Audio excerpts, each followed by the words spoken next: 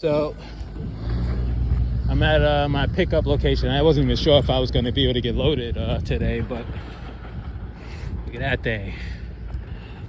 It fits right in a green forest setting, right? All right, just got the wood load all tarped up.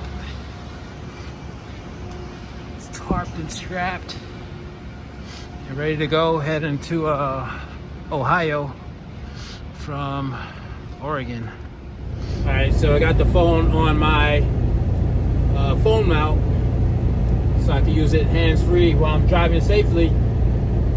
Both hands on the wheel. Anyway, I'm in Nevada, making my way out east. This morning I did a resupply at a Walmart in Elko, Nevada. So I'm always happy whenever I can get to a Walmart to do a resupply. Try to get to one once a week or every other weekend. You know, what am I talking about? This is only my second week, but it was my second Walmart food run. Or was it my third? I don't know. But yeah, I went to Elko. It's called Elko, Nevada. Middle of nowhere, Nevada. And I followed my Garmin to get there, but I checked it out ahead of time because every once in a while, Garmin likes to throw in a wrench on my navigation and throw me into a loop. But yeah, I was able to park across the street from Walmart. I didn't try to go in the parking lot or anything like that. I just did across the street parking, walked over, got all my stuff, and now I'm back on the road. I got out on the road around 7 this morning, and the resupply took me maybe 40 minutes, 30, 40 minutes. Today I'm going to try to get a shower, because I haven't had one in 3 days or so, maybe it's going on 4 days. Because I had to play catch up or whatever. But today it's I'm going to be on I-80, so it's going to be a lot faster speeds than I did yesterday on those small highways. Still a lot of mountains and stuff, mountain passes and everything like that. So, I have to get through Salt Lake City. So that's going to slow me down a little bit. But I know the mountains coming out of there are going to be some big mountains coming out of Salt Lake City, going up I-80. But I should easily be able to do at least 500 today. Each day I set a quota to do at least 500 miles a day, But more likely, some days it'll be more than that. Some days it'll be slightly less. Yesterday it was slightly less than that. But it was close. It was almost 500. But yeah, those mountains in southern Oregon really slowed me down. Those little highways and the snow crossing. It took me an hour just to get 30 miles. Maybe it was 40 miles or something yesterday when I started out trying to get through that snow. Going slow and stuff, making my way down the mountain safely. But yeah, today hopefully I can make it to Wyoming. Or I'll either be in Wyoming or Utah. Most likely I'll make it to the beginning of Wyoming by the end of the day. I have 1,933 miles to my drop in Ohio. So as long as I do 500 a day, I'll make it there easily on Monday at the end of the day. But I'm going to try to up the mileage, especially once I get out of the mountains.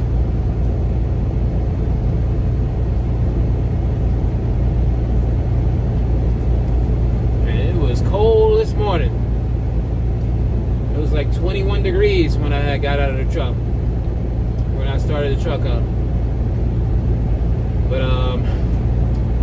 the APU does keep you warm and nice and toasty. I got to figure out the adjustments because I was a little too toasty last night, which is good. I'd rather be more, over hot than being cold or whatever.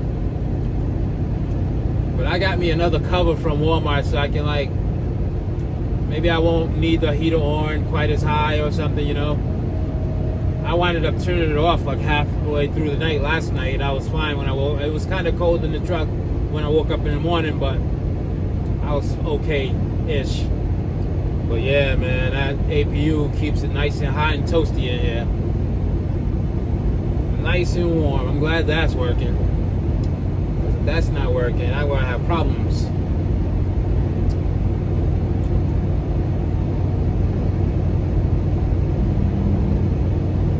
Man, I gotta say, I do like I-80 compared to like going east on I-70, having to go through Montana. No, not Montana. I-70 having to going through Colorado. Oh man, it's very scenic, very nice, drive, but it's a pain in the butt going down that mountain into like Denver. So I-80 is a lot easier.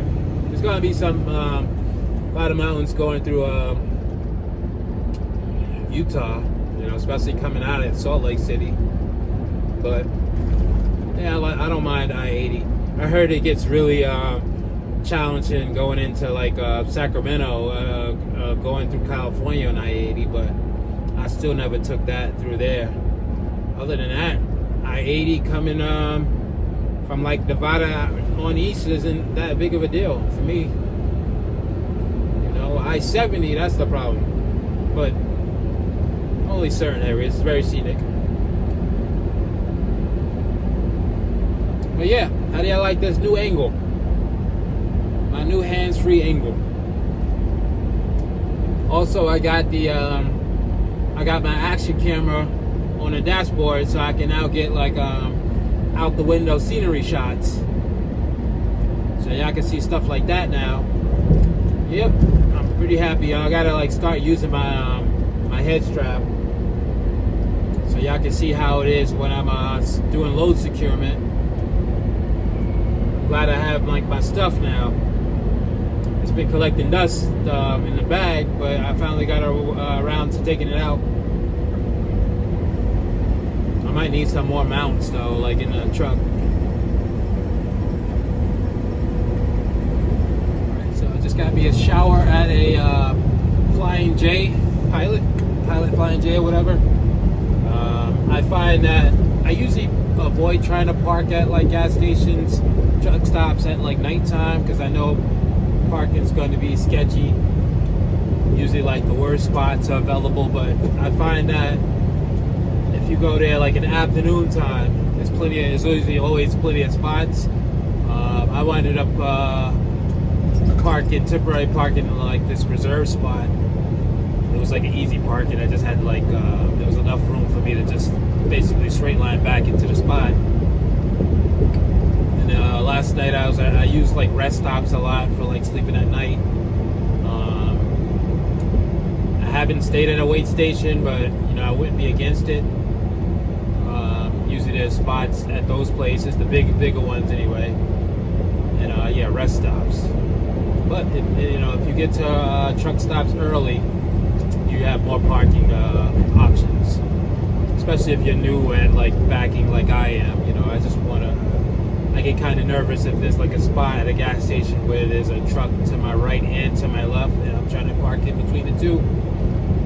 So usually when I get there in the afternoon time, there's more options. So I'm just giving other new truckers like ideas on like what they want to get into. But who knows? Maybe you're like a new trucker and you're really good at backing, and that's great too. My backing is getting better, but I still have a long way to go. But yeah, my straight line backing is great. It's pretty good now, and I'm making improvements like every day. I feel like with the whole backing with trucking and stuff, and also my confidence level goes up, more and more the longer I'm out here on the road with the truck.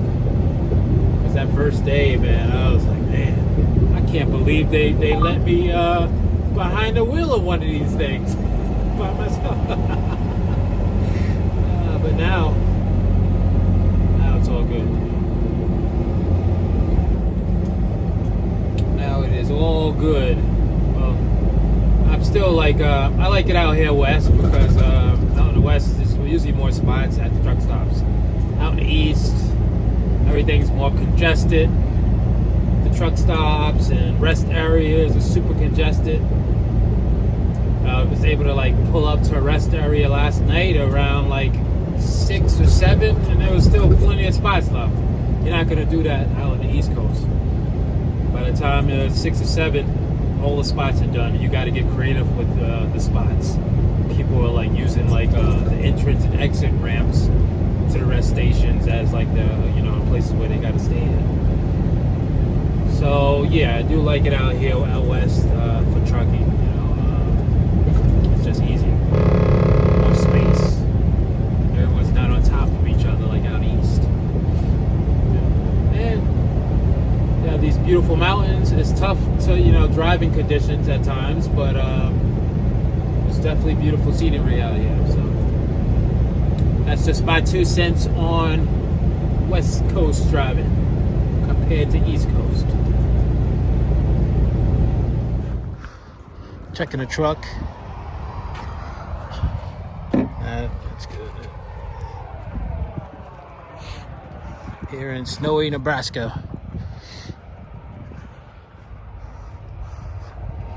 Looking forward to getting back to regular fall weather. Alright, so last night I stayed just outside of Omaha, Nebraska at a weight station. Like I said, I'm not sure if I said before, but yeah, weight stations are very nice for, like the big ones are nice for beginners. You don't have this easy parking, especially at the end of your shift. You don't want to do all crazy backing and stuff. You're tired, you just want to shut down and go to sleep. So weight stations are a good option for us beginners. Anyway, I realized that I won't have enough hours to get this delivery done on tomorrow Monday, because after today I won't have any hours for tomorrow. I have to take like a forced 34-hour reset, and there was no chance of me getting this on time on Monday because I didn't start with like a fresh clock when I got this job, and this job requires pretty much you to burn out your clock every day because of how far long distance this one is. And I was busy like just to get my previous load there on time before the pay cut off. So there was no chance of me getting this on Monday. If I was more experienced and I understood, looked at my clock when I had accepted this job, then I would have knew that. But I didn't. I mean, I'm still happy I accepted this job because I'm still going to get it delivered before pay cut off. I'm probably going to have it delivered either end of the day on Tuesday or early on Wednesday. So I'm still going to get, paid for the week. And this one is a $5,100 load, so I should get a good paycheck, even though this is the only job I had all week. But I wanted to get another job. If I was able to deliver this on a Monday, I would have had another job that I could have had delivered. Hopefully, I would have picked it up on either Tuesday and maybe had it delivered on Wednesday. But now this is the only load I have for the week. But I'm still gonna do well for the week. It's just a shame that I wish that maybe my fleet manager would have looked at my hours and said, okay, there's no chance of this getting there on time based off the hours that I had. But now I know that's up to me to figure out. I'm still happy I got this job though, but it's a shame that there was no way of me getting it on time based off my DOT clock. Otherwise, I'm on as far as mileage wise and stuff, I'm on pace to get this done before they close at 5 p.m. on Monday. But legally, I can't move the truck tomorrow. I won't have any hours, so there's that. So I'm gonna shut down somewhere today, like either Chicago or after Chicago. Since I have to do a 34-hour reset, I kind of want to be in a place where I can, go to the grocery store or be able to go to a Planet Fitness or something. Not be in the middle of nowhere when I'm taking a 34-hour reset, if I can. And I already did some trip planning, so I see where around the area where I will be taking my 34-hour reset, and it won't be in the middle of nowhere. So yeah, it kind of sucks, but you know, oh well. I've been running pretty hard this week anyway, so I guess it's due for me to have like take a little break or whatever. But you know, I would have wanted to like, you know, been able to do this delivery on a Monday and then take a break or whatever. But nope, DOT says I got to take a break right after today. I have like, as far as my clock for today, I had like a little over 9 hours that I can use up. So there's that. There's my beginner mistake, even though it's not the worst, you know. Unless, of course, the people that was looking to get this load really needed it on a Monday, which then it's gonna suck. But I want to talk to my fleet manager about it, and then probably have to call up the company, let them know. Maybe the fleet manager will call them up, or if not, I'll have to do it. But yeah, that's a lesson learned. You know, lesson learned for next time. You know, I'm still like learning things. I'm still a beginner.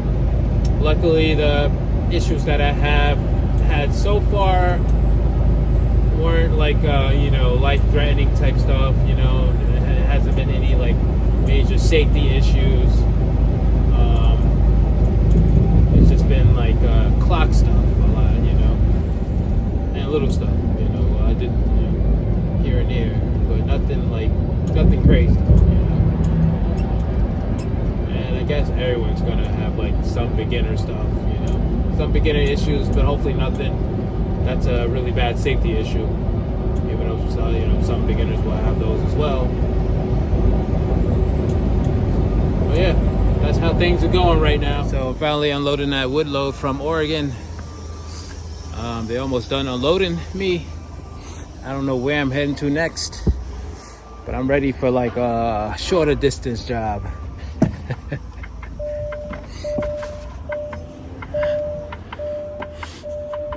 I must say, working in the winter isn't too bad actually.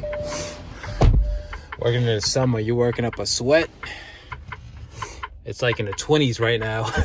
I started out with my winter coat on. But, you know, after you doing, after tarping for a little bit, you work up a sweat no matter what the weather is. So, all right. On to the next job. Thanks for watching. Talk to y'all later. Peace.